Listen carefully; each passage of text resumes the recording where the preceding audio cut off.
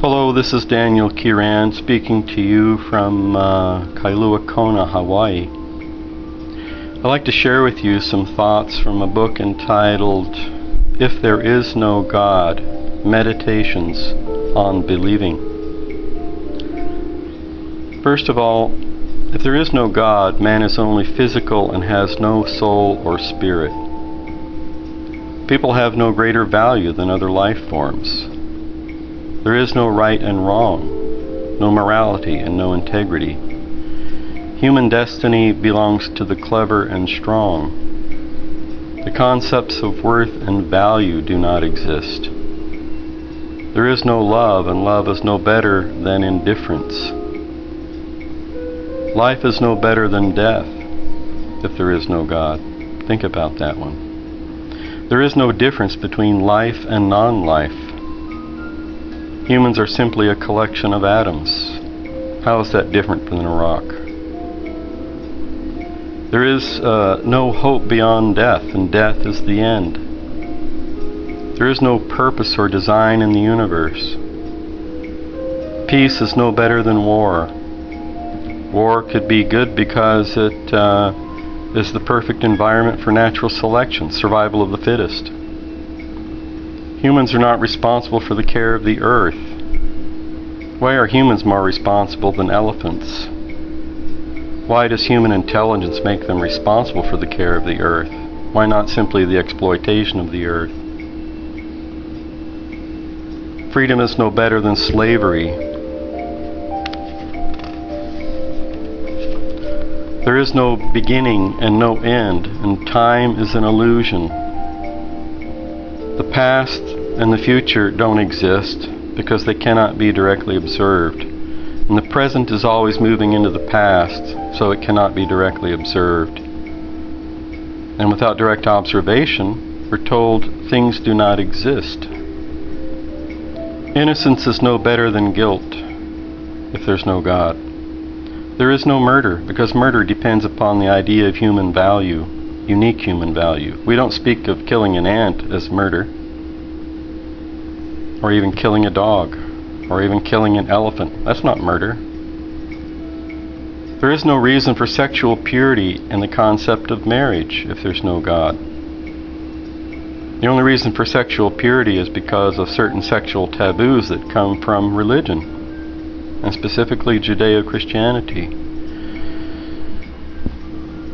And without that, one can have sexual relations with as many people as one wishes, at the same time or at different times. After all, the most successful organism is the one who bears the most offspring,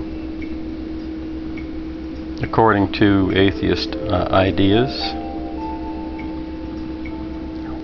There's no reason for compassion and caring for others. There's no reason for generosity or philanthropy. There's no reason for kindness. There's no reason for gentleness above cruelty. Human joy is no greater than animal contentment. There's no love beyond lust, and no intimacy beyond physical touch. Honesty is no better than lying and stealing. Fidelity is no better than betrayal and adultery.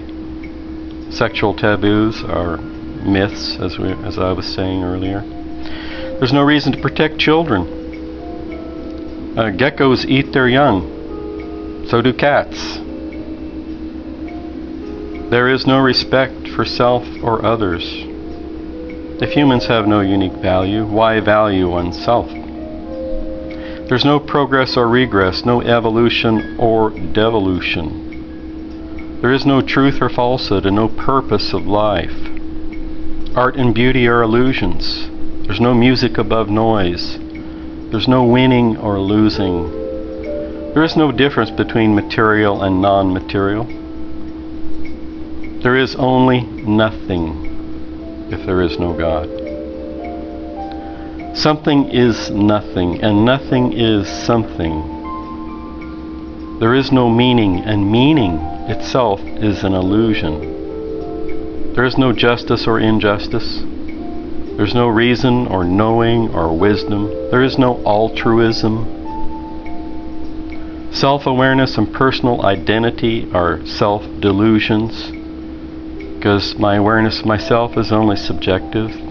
You can't know that I am self-aware, and I can't know that you are.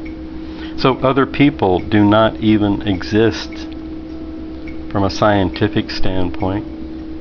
Humans are simply a vermin parasite infestation of the earth. After all, don't humans live off of the earth, use up the earth's resources, pollute the earth for their own use and survival? And has that not resulted in the extinction of thousands upon thousands of species? So tell me why humans do not fit the definition of a vermin parasite infestation, no better than rats. Life is useless if there's no transcendent purpose.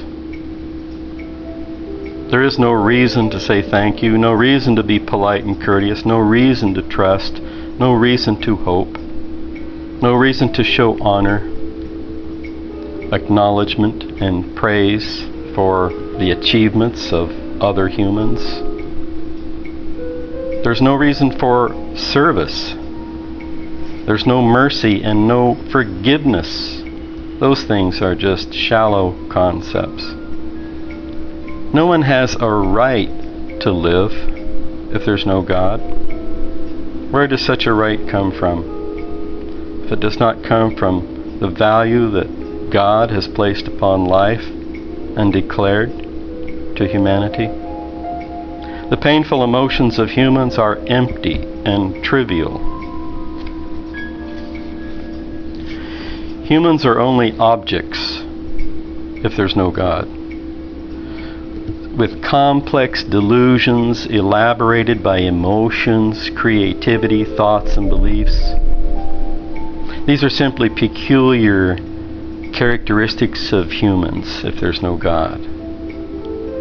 Simply peculiar characteristics of these strange objects that we call humans.